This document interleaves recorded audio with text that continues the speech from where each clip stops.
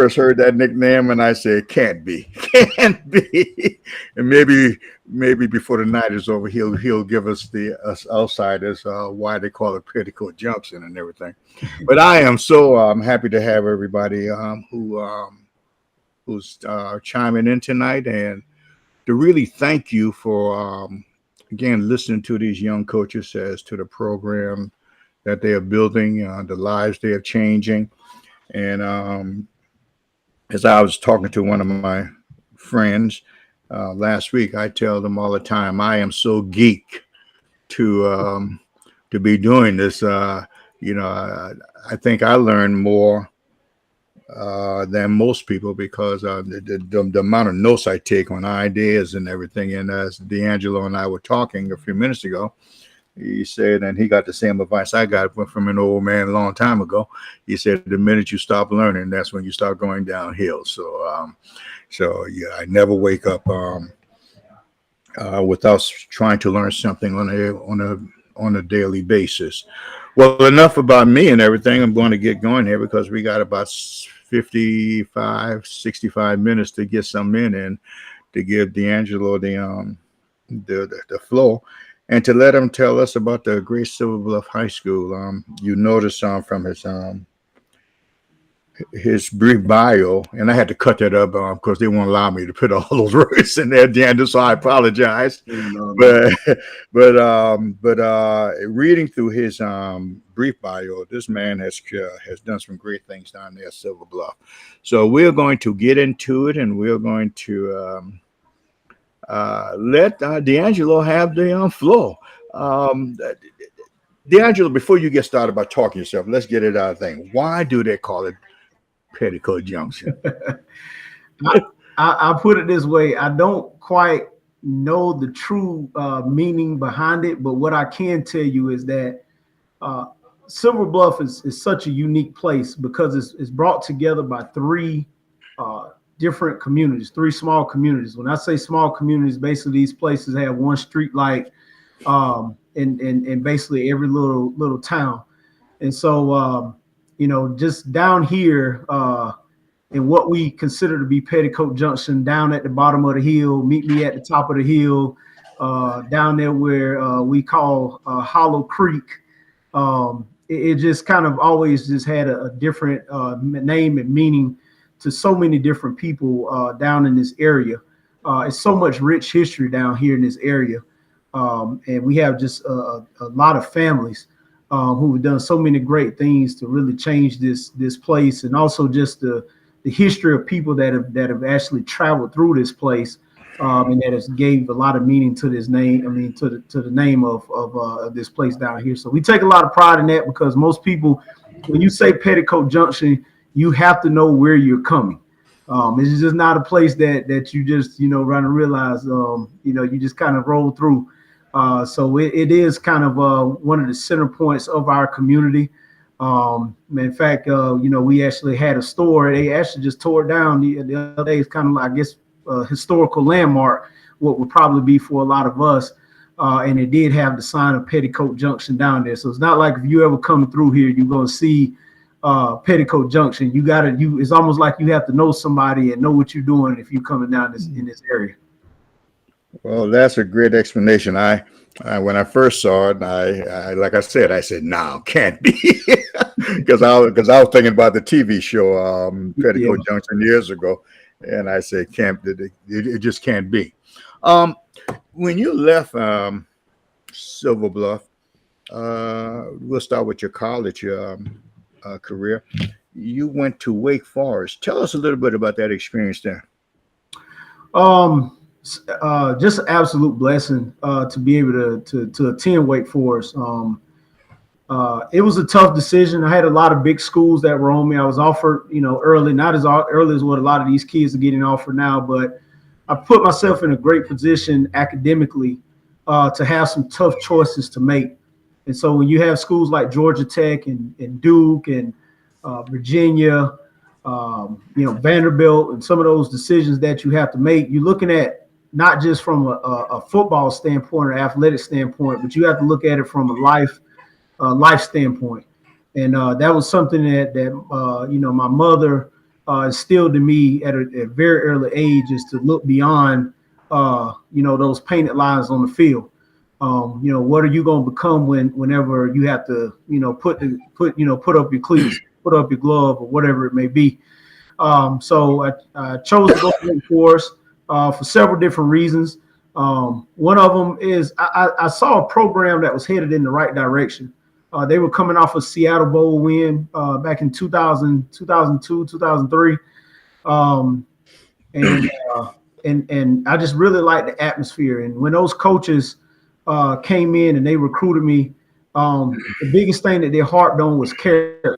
And I could tell right then and there for those coaches that it was much more about the development of a man than what it was about the development of a football player.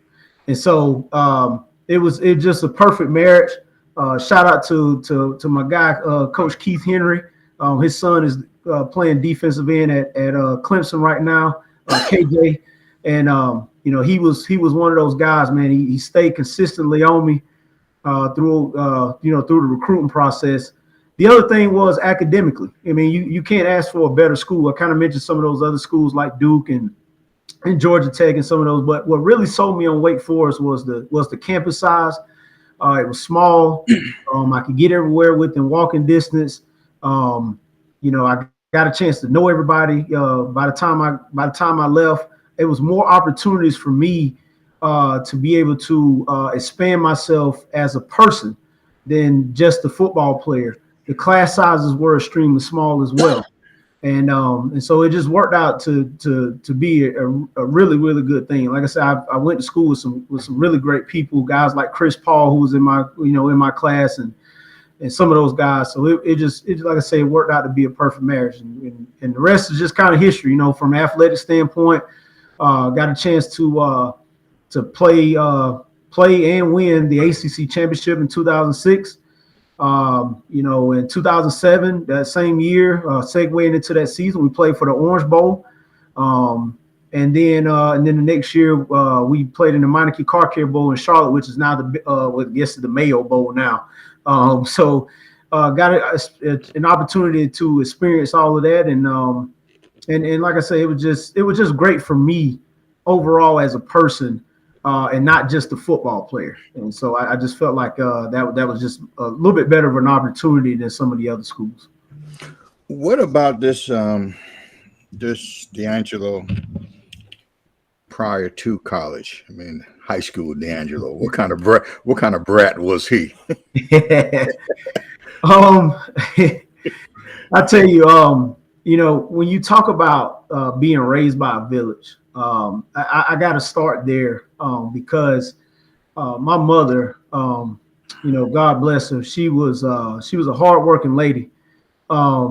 She worked at one point in time 3 jobs. A lot of times she was working third shift, doing travel nursing at the time. And so, a teenage boy trying to halfway raise himself cannot always be a good thing. Now, my mother put a lot of fear in me too. So it wasn't a lot of things that I was going to try to do that I thought I was going to get away with. But my grandparents had a huge hand in raising me, both sets, from the time that, from the time I was in elementary school all the way up. And then, I had, my aunts and uncles. It was just a lot of accountability. So that taught me, accountability at such an early age, of being able to, just stay grounded, stay rooted. Of course, when you're a teenager, you're going to get into some things. I find myself into some things that, probably the average person, probably wouldn't have got out of, but I was sensible enough to get myself out of certain situations. And then, even just from a religious standpoint, my family was really big on giving devoted time back. It was always something my mother preached in our household, and she would always remind me all the time, to whom much is given, much is required. She wasn't afraid to throw that out there. And it's kind of one of those deals with, like, it would shut you up real fast because you're like, I did just score 3 touchdowns the other night, so I don't have a lot to complain about when it comes to most things. As far as my high school career, I was I'll probably say more of a dual sport athlete. My chances of probably making it in baseball was probably a little bit more than what it was in football. At least so I've been told. I was scouted very heavily in baseball.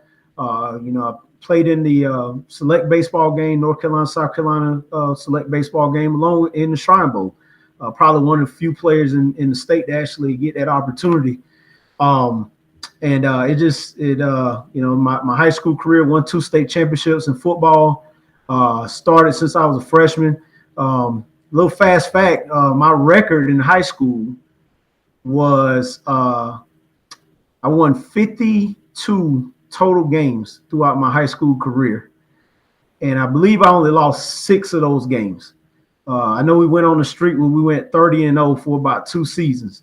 So I had an opportunity to be a part of such great success during that time, and just playing with some unbelievable guys, guys who are still I'm still very close with to today, and the special bond that we made 20 years ago. We actually did a 20-year reunion last football season. So it was just, high school was fun. It was fun. I tell the kids all the time, man, you only gonna get this opportunity one time in your life, and you need to make the best of it. Be happy. I just could. It's hard for me to understand how some guys can come out to practice and they're disgruntled. That was a happy place for me. Anytime that I had an opportunity to practice and play, I just always enjoyed and embraced those opportunities. I'm a person that I literally probably remember just about everything that went on in my high school career. And to me, college was a blur. I just had extremely a lot of fun in high school. I just really enjoyed it. And I felt like everything that I put into where I wanted to be, I got out of it. And I just, just certainly blessed to just have so many people that was around me, even my teachers. And I know, there were times, going back to, being a little mischievous sometimes. I know sometimes, man, I gave some of those teachers, some trouble. I frustrated them. It wasn't necessarily I was a bad kid in class and anything like that, because I knew by the time I got home probably what was going to happen or lack thereof. But sometimes I did get lazy. It almost cost me graduation. It's the first time I'm actually sharing that publicly. It almost cost me my graduation because I missed out on so many basic skills in math because I wanted to be the cool guy in middle school, and I wanted to be the cool guy because I was in the smart class, and I didn't realize the platform that I was on didn't take advantage of it, and my teachers were trying to explain that to me. And I just didn't get it. I wanted to be a ladies' man. I just wanted to play sports. And I just was not. I was very disinterested, and it caught up to me later on. It really did. So it was just so many life lessons that I have now, and I think that's one of my biggest reasons for wanting to get into coaching, just because of some of the mistakes that I made, but also the success that I actually had as well. Do you have any mamas? Like, I'm talking about your kids right now. I'm talking about the football players. Do you have any mamas like your mama was? Yeah.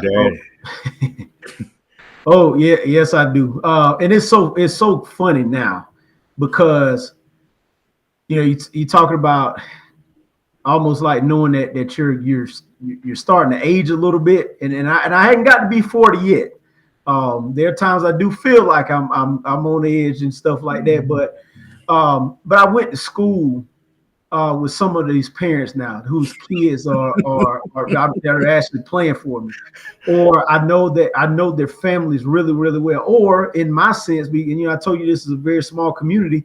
They're some of my family members, so. Is Coach, you got my permission? We all know what that means. Coach, you got my permission. Coach, don't worry about it. I'll take care of it when I get home. Or Coach, I'll be up there in a second, and we can handle this.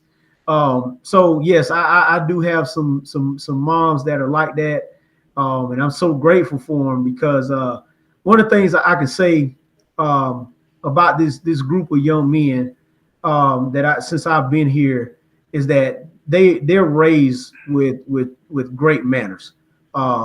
And we reiterate that to them as well. Everywhere they go, we always make sure we tell them, say thank you, no thanks, yes ma'am, no ma'am. Those are just things that I believe that just take you a long way in life. But that stuff right there comes so natural to a lot of kids. And we got so many compliments this past season. The more you keep playing, the different places you have to go, whether it's a restaurant or the media's coming here, or people just you begin to get under a little bit more of a microscope with a lot of different things, and I was just so proud of my kids this year about the way that they really conducted themselves when we weren't in their presence, and that goes a long way. I'm a true proponent of character wins at all levels. Mm-hmm. What are you doing?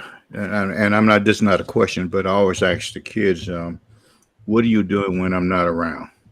That tells a whole lot about you and about what we are trying to accomplish here. And I think sometimes we put too much emphasis on the X's and O's and the W's and L's and forget about it. We're trying to raise men for the future and everything. So.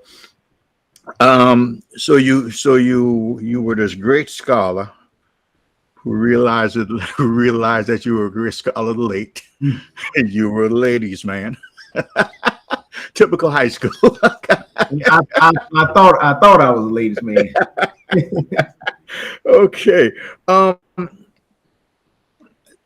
Let's talk about your family, because I know you got to have great support there. And I'm gonna let you talk about your queen, okay? Man, yeah, that's exactly what she is. Funny story. So, my wife Courtney, her and I went to church together all our lives, and she was drop dead gorgeous in school, and still is now to this day. I still don't look at her any different. But she was the girl, the roundaway girl that everybody would have their eyes on, and I was terrified. I was terrified to even speak to her, and because she carried herself just so great. I mean, just with such grace, such dignity. She was a true scholar in school. She was very well rounded. And so when you're a young guy, that can be a little intimidating for some people, and it was just so funny how things really kind of came around full circle. And so again, went to church and everything. All of our lives, family knew each other, and it wasn't until I got out of college that I had the courage to even try to talk to her. And she was I don't know if she was smart enough to even give me the time of the day, but she did, and the rest was history. We hit it off. It was just something just great.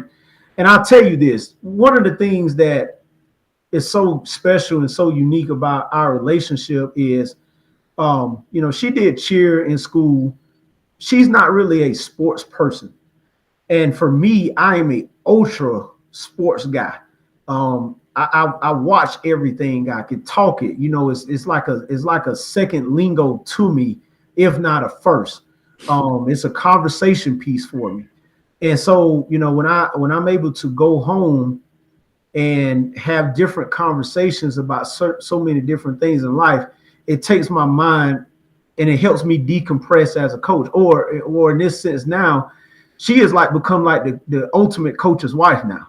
Mm-hmm. So my first couple years in coaching, I definitely didn't think she was all into it. And then as time grew, she really just kind of dove in. And so now she is like the ultimate coach's wife. She's been the team mom over the last couple of years, organizing the post-game meals and all that other stuff. She got my coaches. They have their own special meal. So, the kids have their meal after the games, and our coaches have their own special meals. And I say that to say that is just one of many things that she does in terms of going out of the way to make sure that our family is more than taken care of. From being a coach, there are a lot of things that we miss. There are so many things that go unnoticed, and to have someone who makes sure that your family is first and foremost taken care of before anything else is taken care of. It truly is a blessing to be able to have her. So I could rave on and on about how special she is. You keep on, man. You can never say enough good things about I think to myself, I told somebody this. I was driving for the Masters this past week, and I was talking to somebody about this, and I said, man, if I could give my wife flowers every single day of the year, I promise you I would. I said, man, she deserves so much more. But she is just so humble in every single thing she does. She's a family first woman. She is a true mama bear. You better not bring anything home that's talking anything about one of her kids, and she think for any ounce that you mistreating her kids or that you mistreating her husband. Because I'm telling you right now, she one of the type of wives that she'll roll up the sleeves, put the boxing gloves on, and she I think she'll throw a punch before I will. But she is tough. She's tough. She's a fighter. She just has a great way of being able to see things before they even get started. She has a great way of being able to pick me up when I'm down. And I know sometimes I can go to bed and I'm still, something's still bothering her and I'm looking crazy, but in the inside, she always knows just the right thing to say to just always make me feel special. So shout out to my bride, to my queen, Courtney. She is certainly a blessing in these decade of years, and has truly been awesome. We're going on 11 years of marriage as July 2nd of this year. So just certainly looking forward to spending many more years with that. Now my kids, oh man. So I'm gonna start with my son Jaden. Jaden is a senior this year. I've had the pleasure of being able to coach him the last 4 years. He had a phenomenal senior season, all-state player.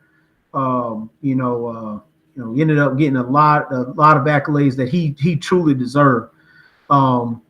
He was a kid. When we made this transition to decide to come back home, it was a big question mark for me because of him. We had grown up in Lexington. He had grown up in Lexington from first grade all the way to 8th grade, and I knew it was going to be tough for him leaving his friends. And I just appreciate him. He was so supportive, very mature about the situation, and just like it's kind of one of those deals of like, Dad, I'm riding with you, type of deal. Because he knew I was torn. I wanted to live up in Lexington and still try to commute, but it was going to be too difficult in the long run to be able to try to do that. So he followed me, and just had a phenomenal last 2 seasons, to be honest with you. Even during the COVID year, the light kind of switched on for him. I was a little worried about him at one point in time. I was like, I don't know, this boy really even like football, because And then I remember like chewing him out his 10th grade year, and he was just just been awesome. So we have a phenomenal relationship. He's a bit of a jokester, very charismatic, always trying to swindle me out of something all the time. He's always got a proposition. There's always something behind what he's doing. But you don't mind doing things for kids and for young people when they're great kids. Mm-hmm. I can honestly say that I have a great young man. He carries himself extremely well. He listens. He's typical teenager. He's gonna kind of question some things, but for the most part, I've never felt any ounce of disrespect whenever it comes to anything, and it's so great to be able to watch him grow into manhood. And so he will be attending South Carolina State next year, to pursue academics, and football right now is still up in the air for him.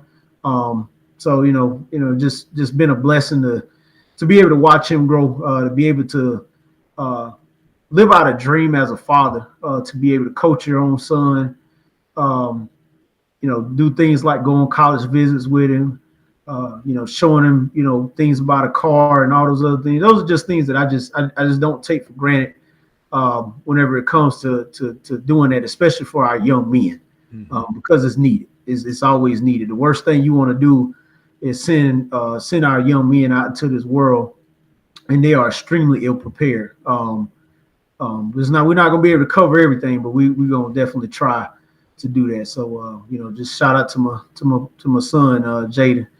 And then there's London. London just turned 11 on March 31st. London is the sweet spirit. She is very adventurous. This is the child that really reminds me of my mother.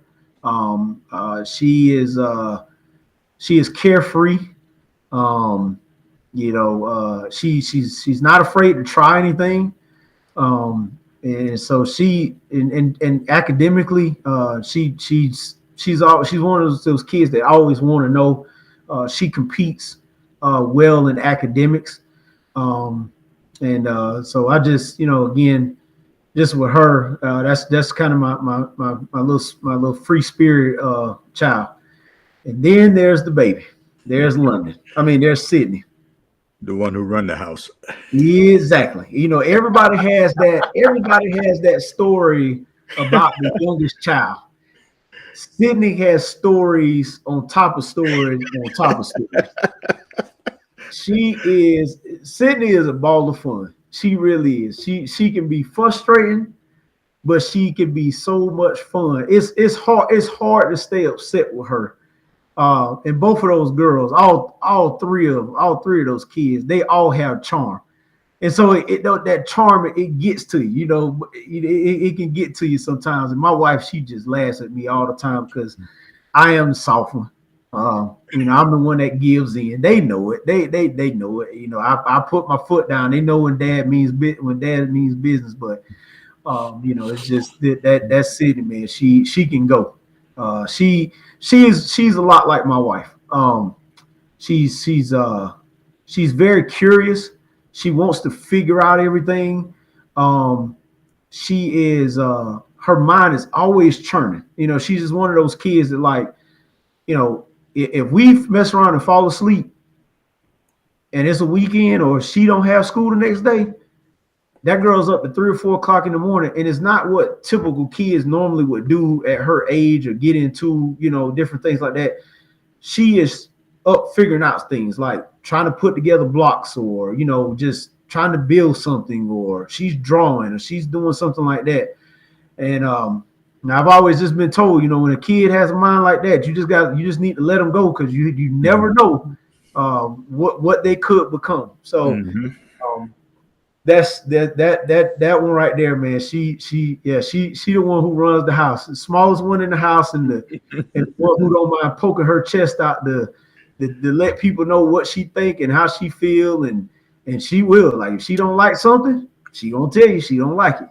If she like it, she gonna let you know she like it. So man, just the entire family, just that whole Bryant household is just simply. And just for them to be as supportive is what they are. I know at the end of the day, if I don't have any fans at all, I know that those in that household, they're my biggest fans. That's fantastic, man. I always say if mom is happy, everything else will be all right. Oh yeah. You have accomplished a lot, but when I looked at your your brief Bible you sent me, what struck me more is not the X's and O's of what you have accomplished, the state championships, and we'll talk about that in a few minutes, but the things that you do in the community, your nonprofit organizations and stuff. Let people know what you're doing out there, man. There are three of them, and you go ahead and tell us about it. Yeah, so I'm very big on community service. It's just always a blessing for me. It's one of the prayers that I pray all the time. Is that I always ask God to allow the things that He's blessed me with to be able to bless somebody else with, whether it's just a word of encouragement, whether it's maybe something financially, whatever it may be. It's just always a blessing to be able to do that. So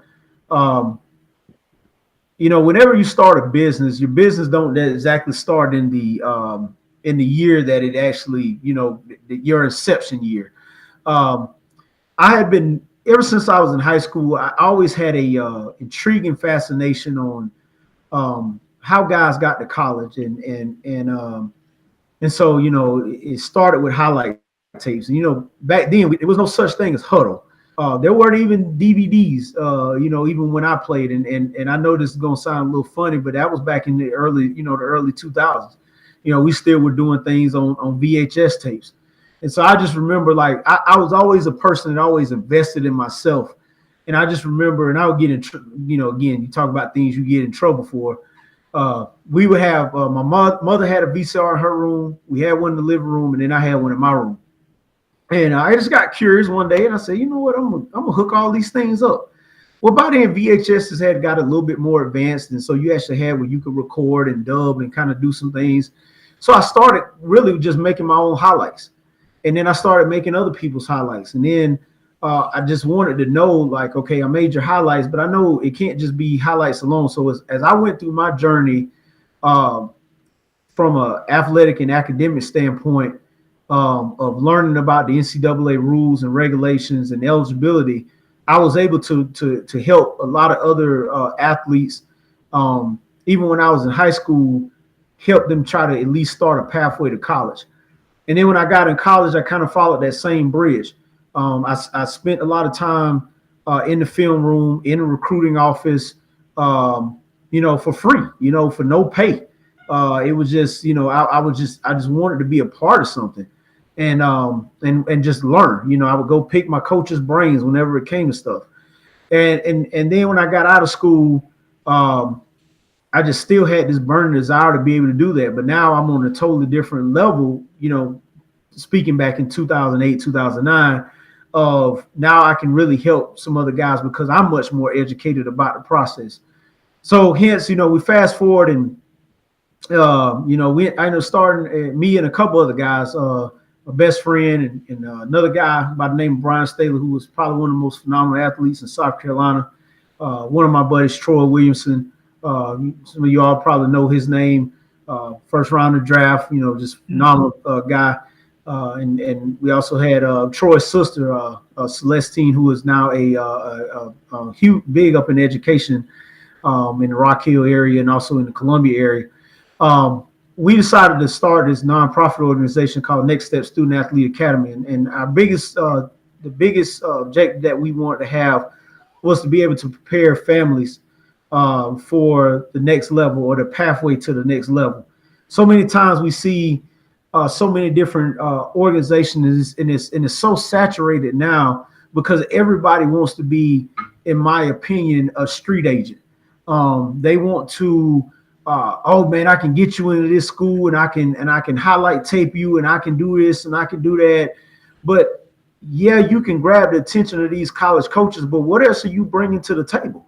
And it was just so many different things and so many different families, and still don't really understand that there's so much of a process. Like, for instance, everybody thinks that you get a full ride scholarship just because you play football, but they don't realize that the difference between if you play at a Furman versus a Newberry, or if you're going to a NAIA school versus a Division III school. What exactly is junior college? So those were things, and I had to learn that according to different sports. And maybe I get a chance to touch on this later about, like, one of the things I always advise young coaches to do is to coach other sports, because other sports can teach you so much more than what you're actually comfortable with. And that really just kind of sparked me, because I was track and field coach for 9 years. Like my background was baseball. And so, when you're dealing with track and field, you're not just dealing with male athletes, but you're also dealing with female athletes as well. And so, I was able to really start that, be able to provide sessions, as well as different consulting for a lot of families and student athletes. There's a couple other organizations that I've been a part of. A lot of them is primarily dealt with scholarships, just being able to be a part of that. And then the other side to that too is also being able to help in terms, join a lot of organizations from a minority standpoint. I think that's always big, especially whenever you have a platform.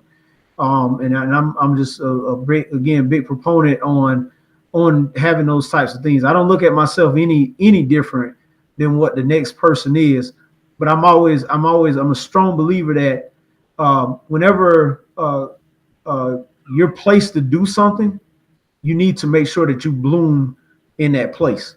And that's always just something that I always try to do. People ask me to be a part of things a lot of times, and I always tell them, I have to make sure that I'm sure about. It's not a matter of do I want to do it, because I know I would love to be able to do it and help. And it's not a matter of it's me extending myself really thin, but I'm just one of those people that when I get into something, I'm going into it wholeheartedly. I'm going into it all the way. That means that, I'm going to come up with different ideas. I'm not afraid of failure. I'm not afraid of constructive criticism, constructive criticism, as long as we're doing it in a positive way. I'm not afraid of those types of things, because as a person, it makes you grow. Going back to the statement you made earlier about, when you stop wanting to learn is the day that you're going to fail. And I never get tired of learning. I don't care if it's from the wino that's talking to me at the corner store. Sometimes they make sense. Sometimes they can spark an idea that you like, you know what? I didn't think about this. I honestly didn't think about this. So that's why I always, and this is something I think I really get from my grandfather. He's such a great man whenever it comes to this. And I just watched him all my life.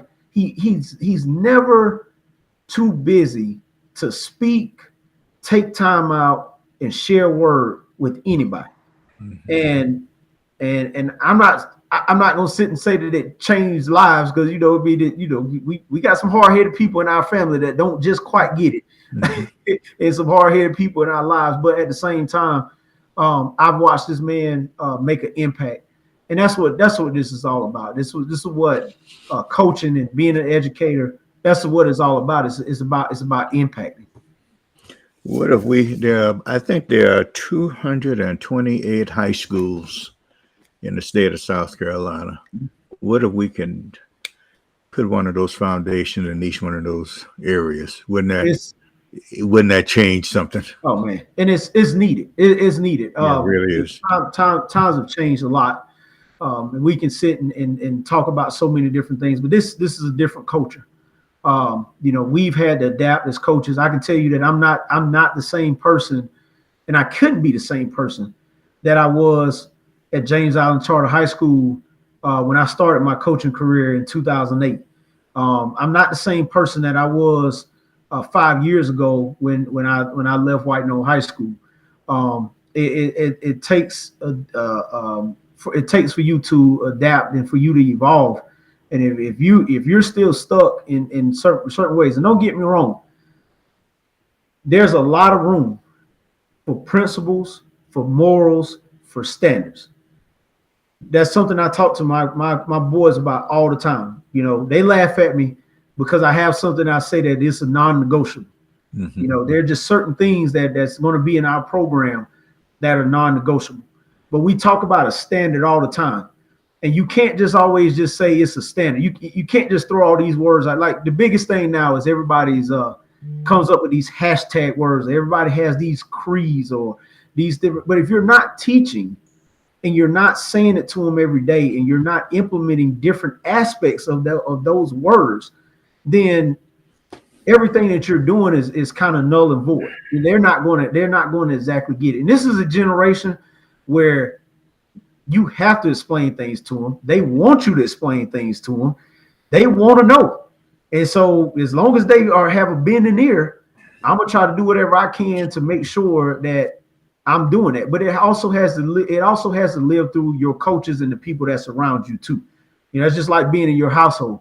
If my wife and I are on two separate pages and we're talking to our kids whenever it comes to some things, then we're confusing our own kids.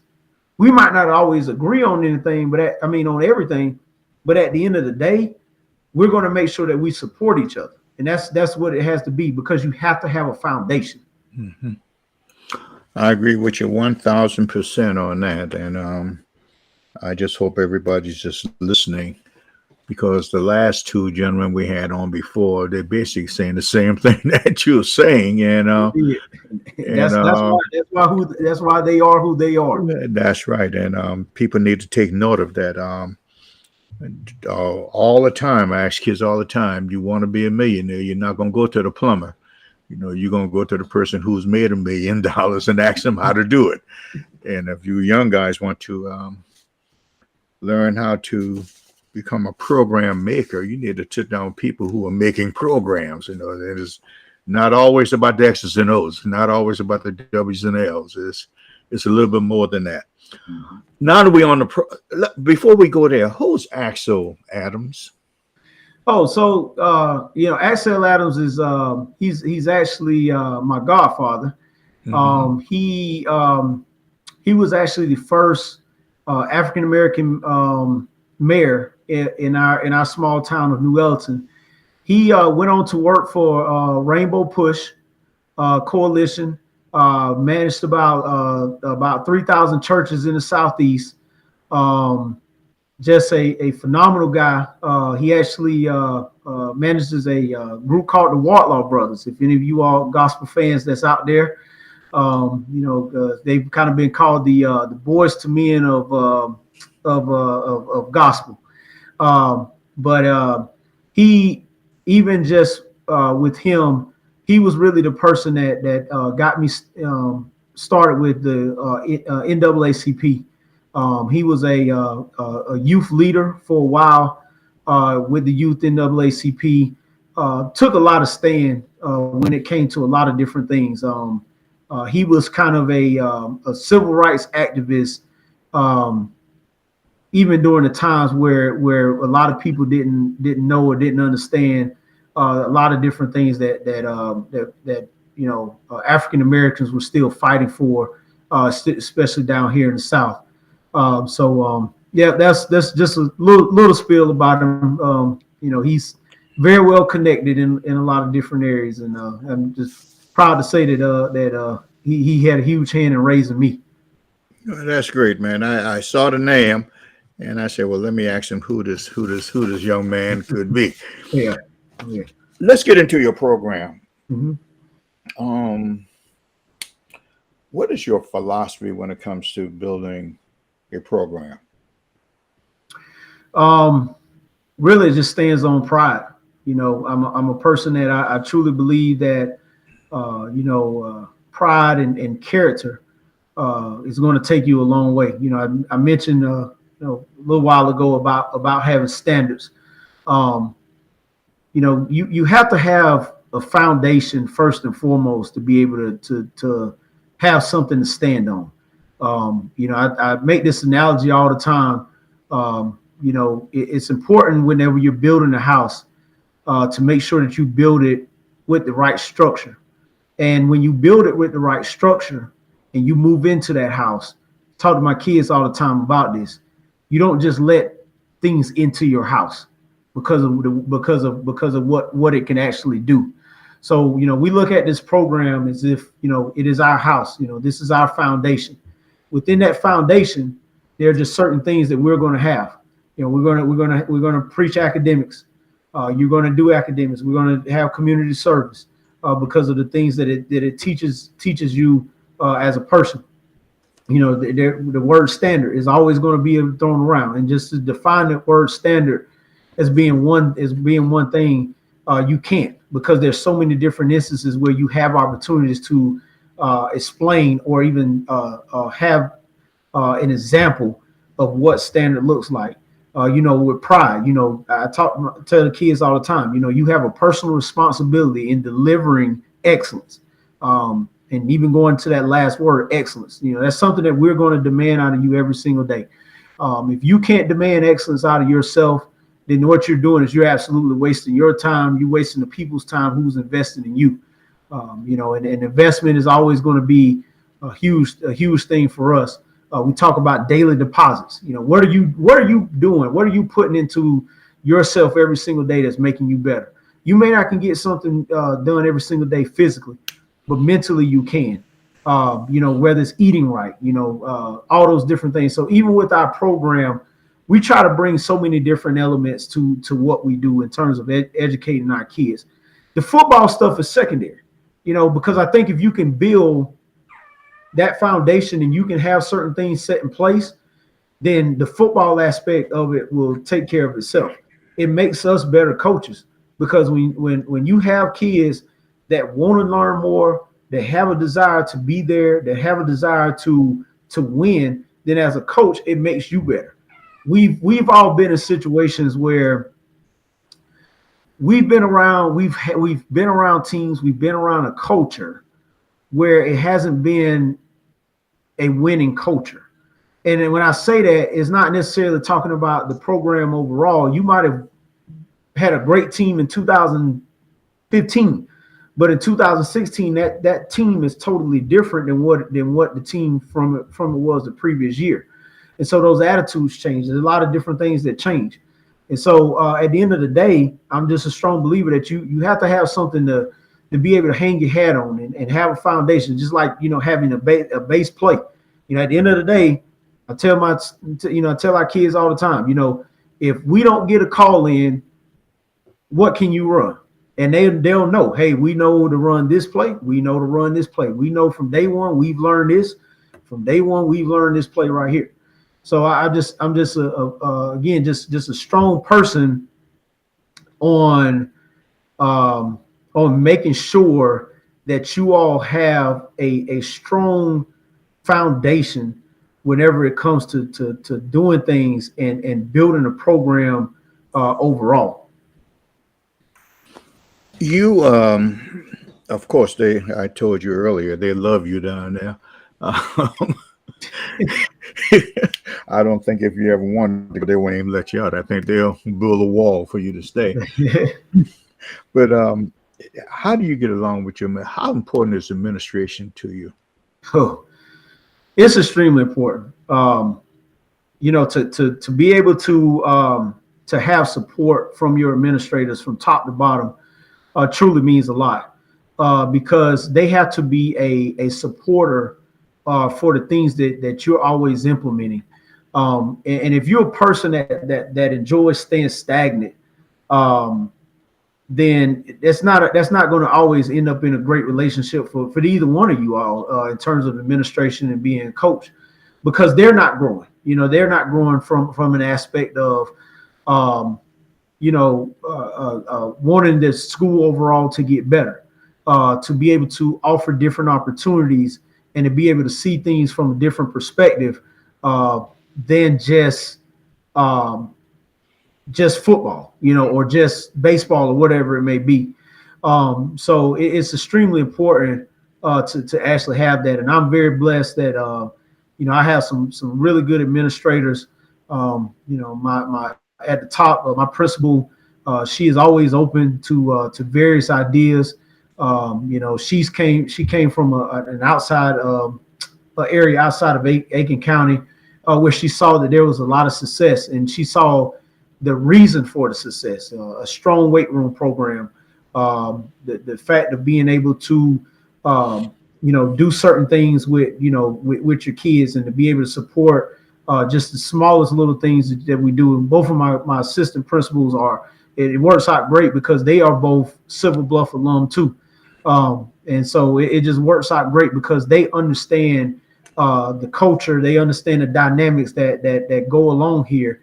And so even they play the role of mama bears here.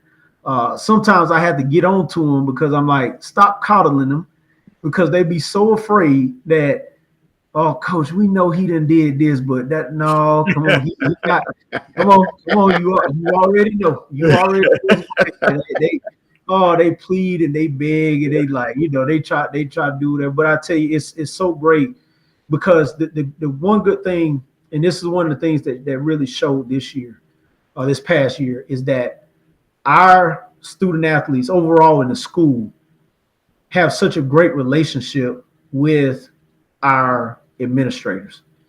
They talk to them. Our administrators are visible.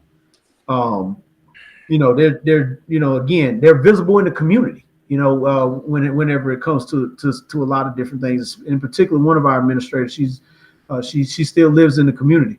So that helps out a lot. It helps out a lot because that gives you an extra set of eyes. It gives you a little bit more accountability whenever it comes to a lot of different things too. Of course, you got those perfect players there. They never get in trouble, but just in case one does get in trouble, what is your discipline policy? How can I say this? Because we can't say we can't use the word makeup anymore. You can't use the word punishment. We do what we call football related activities. And so we take care of them. Let's just say you don't have to worry about them going in class or being in the hallways doing frivolous things that's going lead to anything bad. But all joking aside, we actually that's a big part of what we do is going to be accountability. This was something that I learned a long time ago, is that if you allow it to continue to happen, then it's only going to get worse. And I've made that mistake as a coach. I'll be the first to tell you. There were certain things that I didn't deal with early in my coaching career that I've had to learn from, that has came back to bite me. And overall, we are dealing with a different generation. But one of the things I have found out is that even though they may not like the punishment, they also understand the worth of it, and they also understand that the value that it holds whenever it comes. And so if you know anything about Silver Bluff, anybody who's been here has always heard the famous Bulldog Hill. Mm-hmm. And a lot of people don't see it, and it's one of those things where you probably won't see it. But Bulldog Hill has a way of making a different person out of you. Let me just say that. It's something that was started back in the 80s.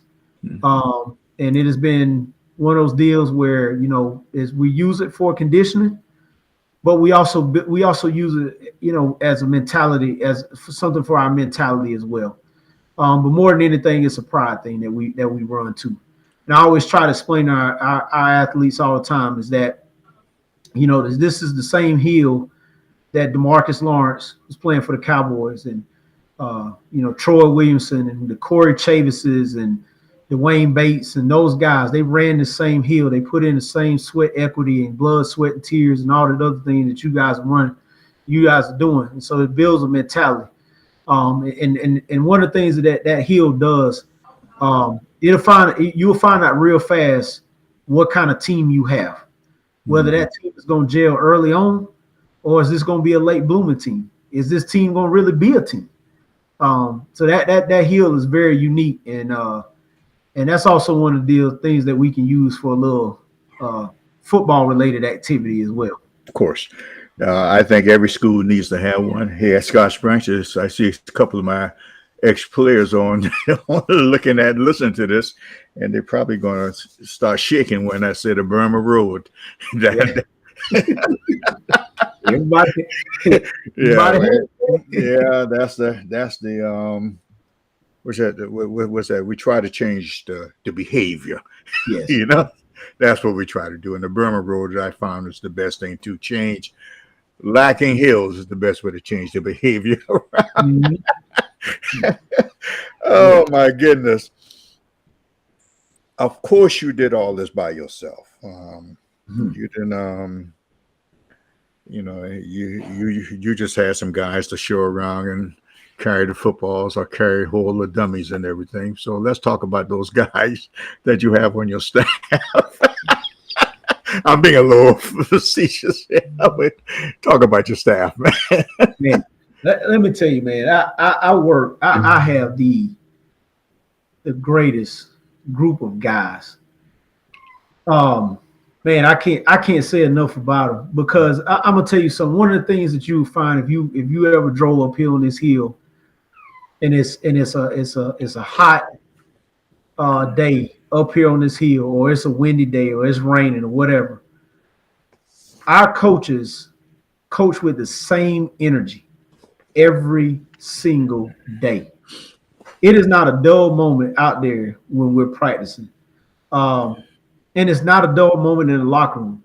I love the fact that my coaches go overboard to make sure that they learn and know our kids, to make sure that they create relationships with our kids, to make sure that they're sharing the laughter, because that might be the only laughter that those kids get on an everyday basis, to make sure that, we're feeding them, man, give them a hoodie or whatever it may be. Money's not an option whenever it comes to those guys. We look at those guys as if they're our kids. One of the things that I tell my parents in the parent meeting all the time is allow us to be an extension of you. Allow us to be an extension of you, because we know that parents can't do it by themselves. We also know that as coaches that we can't do it by themselves. I know as a head coach that there's nowhere in the world that I could remotely think that I could, and I don't want to use the word manage, because it's not really managing, but to be able to make a connection with all of those guys in the locker room and have the same connection that I would have with the same guy in the locker room. Our relationships are much different with our young men, and that makes it worthwhile coaching them, and it also allows our kids they're much more receptive whenever they are being coached, whenever it comes to that, because those relationships are built. The other side to it is, man, they dive into things X's and O's. There's a lot of late night conversations. There's a lot of early morning conversation. There's conversations throughout the day on finding ways to get better, and that's always going to be a big thing. That's just kind of one of those deals where it's law to us. But the best part about this coaching staff is we have fun. We know how to have fun, and it's not one of those deals where we're going out, we hanging out, and all those other different things. It's just the fact that when we're together, the conversations or the text messages are even more comical than anything. I swear, I think I have about 4 comedians on my staff that at any point in time they ever just want to put football down and jump into being comedians, they would win some type of an award. I can't say Academy Award right now, but they would win some type of an award. I'm telling you, these guys are phenomenal. And I tell people all the time, I'm just the face on the program. Somebody's got to be the head coach. And these guys, especially over the last 2 years, just the amount of time, the dedication, and everything like that they've dive into it is great.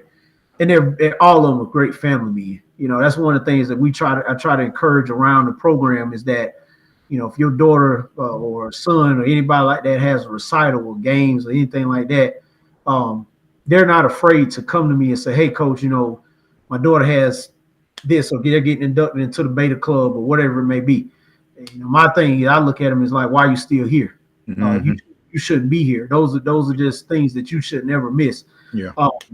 And so we create such a family atmosphere, and I'm really looking forward to this year, because now, God willing, we're back to normalcy. So now we can actually do some things like, do a retreat and, do coaches meetings at different places and play some golf. Or in our sense, we probably better play top golf because none of us really can't play like that.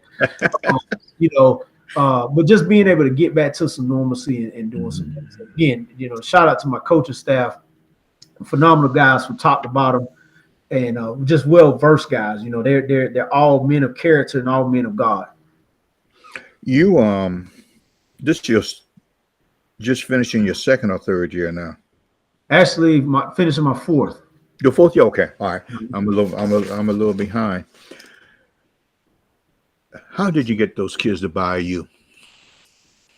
Oh man. I guess, when you think about that, it's a question that I don't often think about. I just, when I came in with a vision. I think through that, our that vision had to be emulated through our coaches.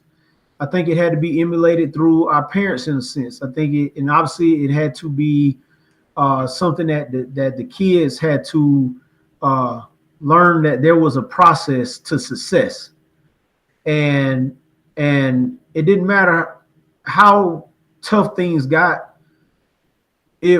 I knew that I had to stick the course, because it's so easy to want to deviate from what your foundation is, because something over on this side could look so much more appealing. Something on the other side could look, can be very enticing, and it can be much more easier. But I've always been a person that I've always had to go to the longer way around doing a lot of different things. My road to success hasn't always been easy. I've had setbacks that a lot of people wouldn't even begin to understand. And so between that and just being able to have a vision, between my experiences and being able to have a vision, I just always wanted to make sure that, I just stuck the course of what I was doing. And that word, like, just keep coming back. It was going to be a process. It was going to be a process.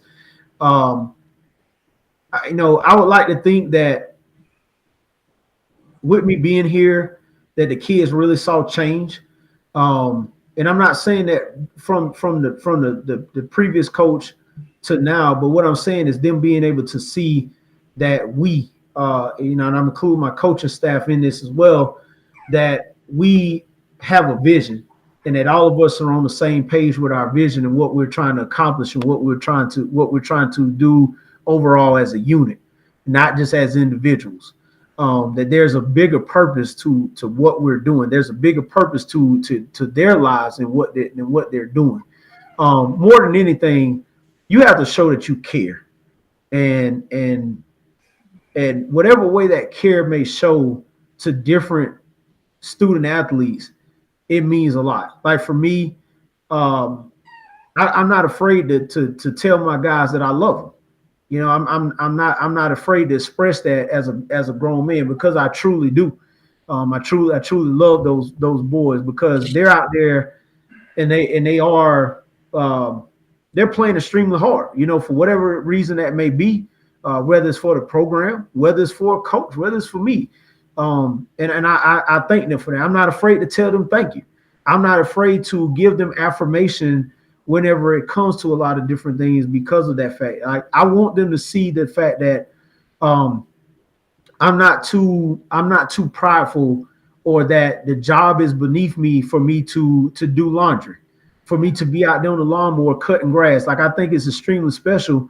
You know, it don't matter. You know, I'm up here Sundays. I'm up here, you know, during the middle of the week. I'm you know, doing all those different things to make sure that when those kids step out there on that field on Thursday or Friday night, that they feel like that this is the best place, this is the best field, this is the best stadium and best atmosphere to play in the state of South Carolina. And I would beg to differ if anybody ever tried to argue with me with that down here in good old Petticoat Junction. So you know, those things are just extremely important that we need. I just want to make sure that I always try to just continue to stay the course and just understand that it is a process. And when you know that it's a process, you know that you're earning it. And when you earn it, you respect it more. And that's what that's one of the things that we just trying to get them to understand, not just as football players, but also as young men. Mm-hmm. Like I said, you can tell that your community loves you to death. How did they buy into you? Well, let me say this. Silver Bluff is rough now. You know, I played here. I've been in the stands. Mm-hmm. You know, it was a man before me that won 212 football games and only lost 76 in his entire career. Uh-huh. And it didn't matter if we were winning or losing. Everybody's the Monday morning quarterback. Everybody's the Friday night coach, whatever it may be. So, you know, here's the deal. I mean, it comes with the territory. You know, this is what you signed up for. Whenever you're doing it. You know,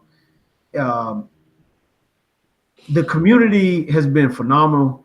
I've had churches who feed the kids on Friday, you know, doing our pregame meal on Friday. When you look at the totality of so many different things, so many moving parts in this community, it's not just about people calling and giving you affirmation, because those things you really don't get. Now, when you, of course, like, you know, last year you go in the state championship, you go in the lower state, of course, you know, it's normal. People are going to message you and all that other stuff. And I certainly appreciate that. And I understand people's lives are busy. You know, you're not as wrapped up into that. But when you look at so many different things of the different ideas that I brought to Silver Bluff and the amount of people that have got behind those ideas and that vision and support it has been great.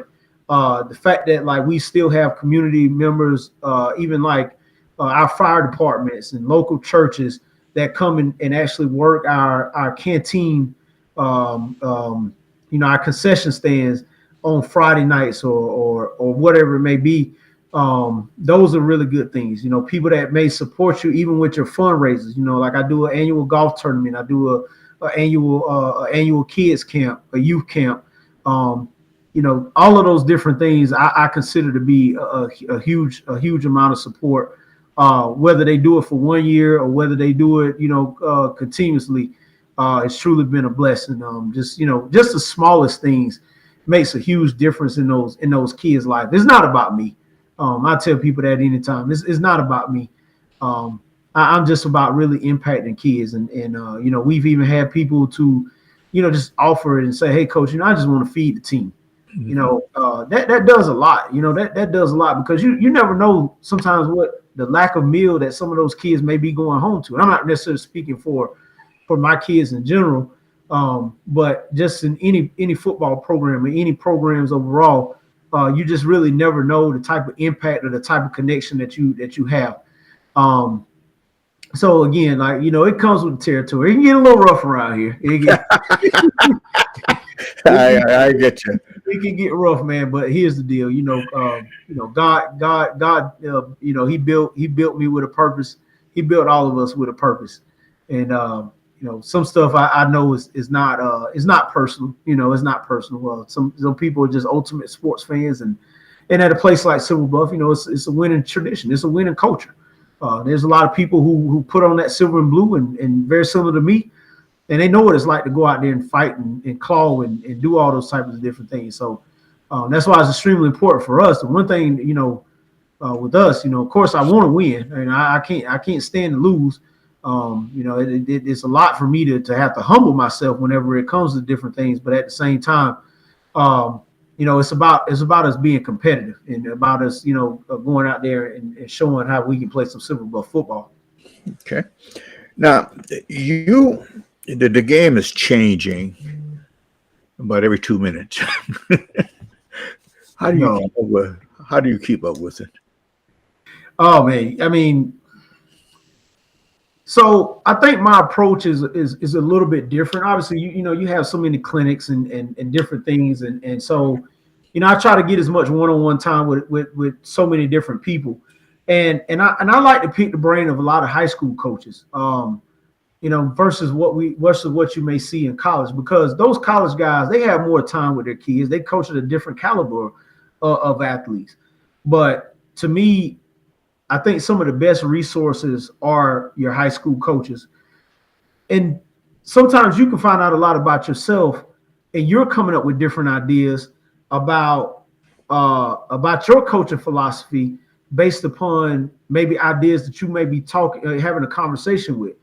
So it's always something to learn. Always something to learn. Whether you're watching film, whether you're critiquing yourself, the greatest thing we have now is huddle, and going back and being able to basically self-scout, see where you made things. I'm always a look in the mirror first type of person, and that is, what mistake did I make throughout the course of a game? What mistake did I make maybe last season, 2 or 3 seasons ago, that's going to help me be a better coach, basically calling the games from an X's and O's standpoint.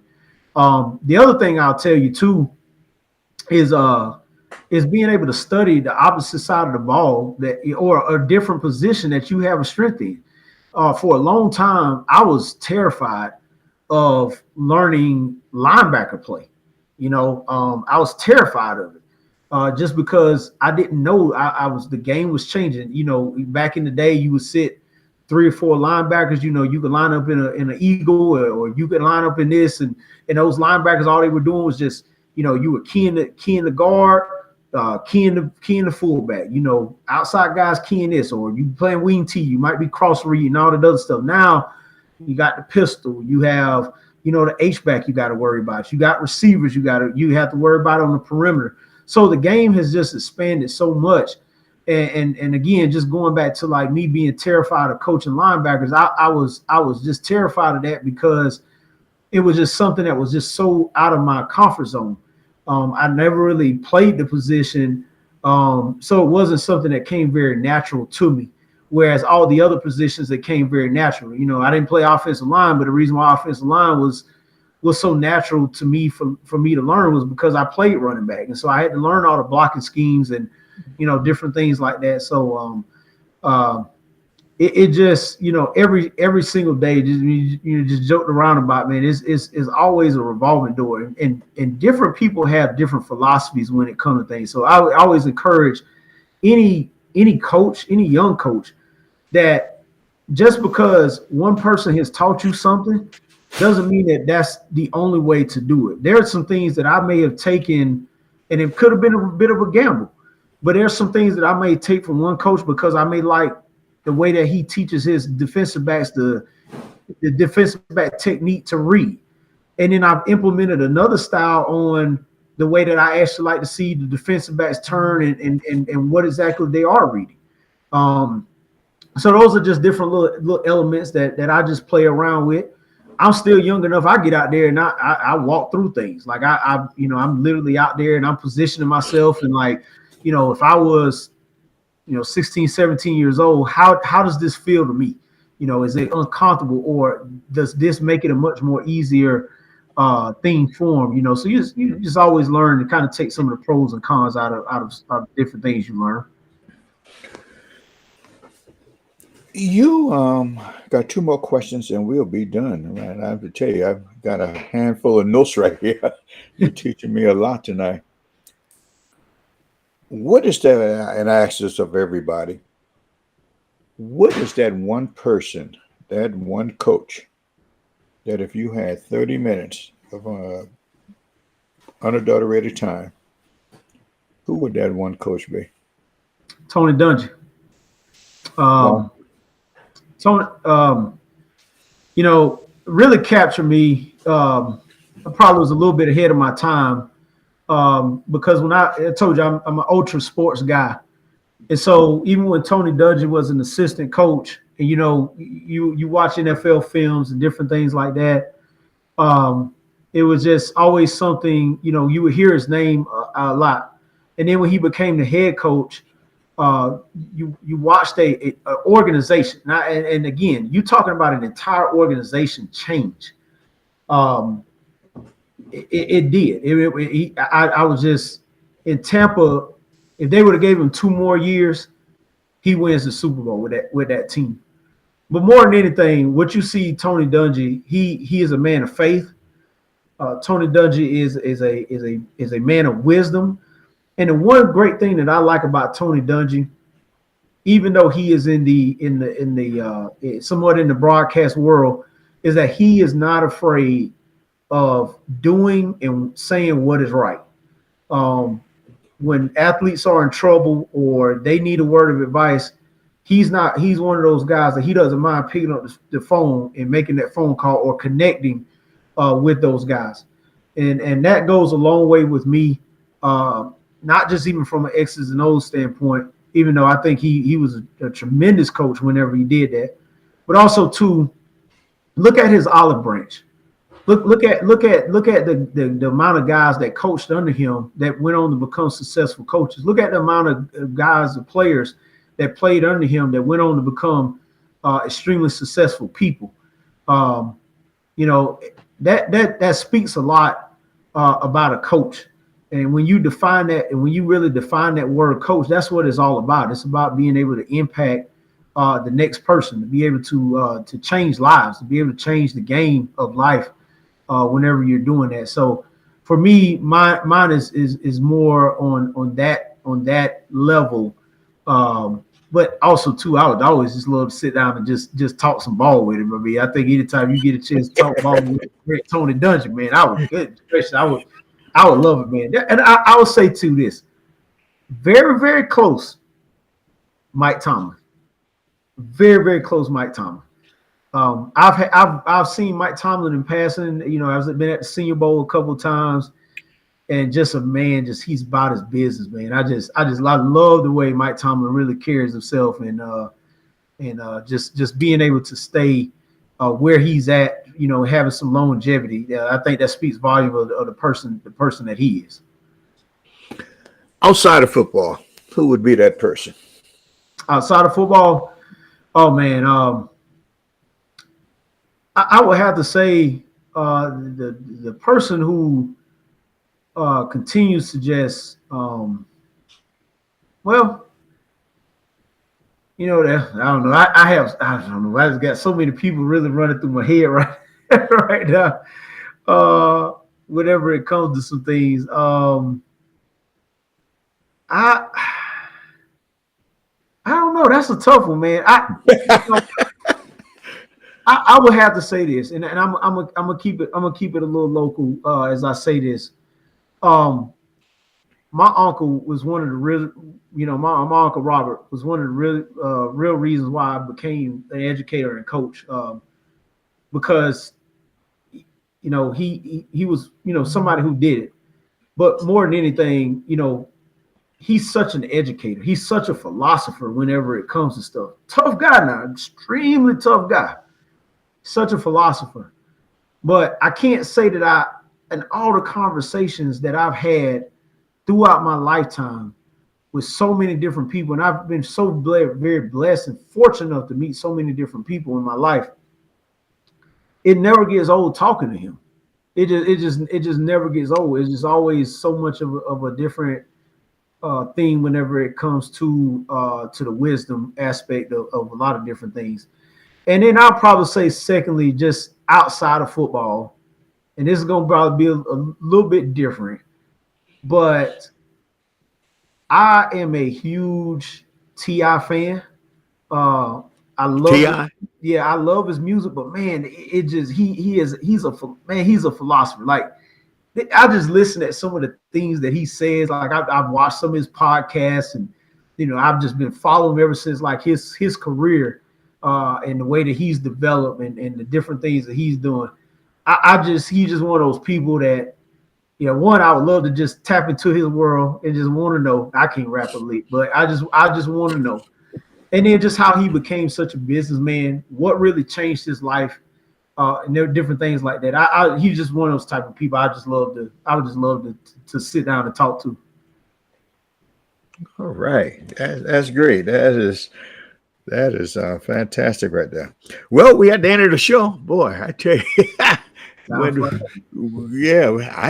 didn't realize the time was going so fast. Tell you the truth. Yeah, they're good. Any parting words you have for us? Well, first and foremost, I just want to thank you for giving me this opportunity to be able to share. It's always great whenever you can get on any platform to just be able to share just anything about your life. And I just appreciate you, spotlighting the different aspects of coaching overall, because at the end of the day, we are men, we are people too. And our families, our livelihood, and all the other stuff. It does mean truly mean a lot to us. One of the things I just want to be able to tell everybody and to be able to encourage everybody to do is to let's make sure that we all support each other, especially in this profession. It can be a tough profession. It can be taxing. There are a lot of long hours. There are a lot of things that go unnoticed before you can even step onto the field. To even be able to put on your shoes, to be able to get out there and coach on a Friday night or whatever sport you may be coaching. There's so many different things that it takes to even get to that point. And I just think that we all really just need to be a lending ear, a shoulder, a buddy system, whatever it may need to be for the fellow man. We need to make sure that we have forward progress and we have growth in this profession with every single thing that we're doing, and to be able to teach and not feel like our jobs and anything like that is threatened, or be the one to enhance somebody losing their job, because this is a livelihood for a lot of us. So just being able to do that. And again, just want to thank you again for allowing me to be able to just share my life with everyone. Well, I appreciate you coming on, and gosh, we didn't even get into the state championship. Maybe we got to bring you back on to talk about that week, because that's a different kind of week. Oh yeah. I tell coaches all the time, enjoy that week, because you never know when you get back there again. Mm-hmm. So, DeAngelo, thank you so much, and I want to announce that tomorrow we'll be back on. Coaches are calling, wanting to come on, so I have no life. So we're just going to go ahead and make that. Tomorrow we have Greg Porter on from Greenville High School, another great one. And we did this with Greg before, but we can never get hooked up. So we're going to get to Greg and be the same time tomorrow. So all being said, want to wish everybody a good night, and go hug somebody and tell them you love them tonight. Talk to you later. Okay. Bye-bye. Thank you.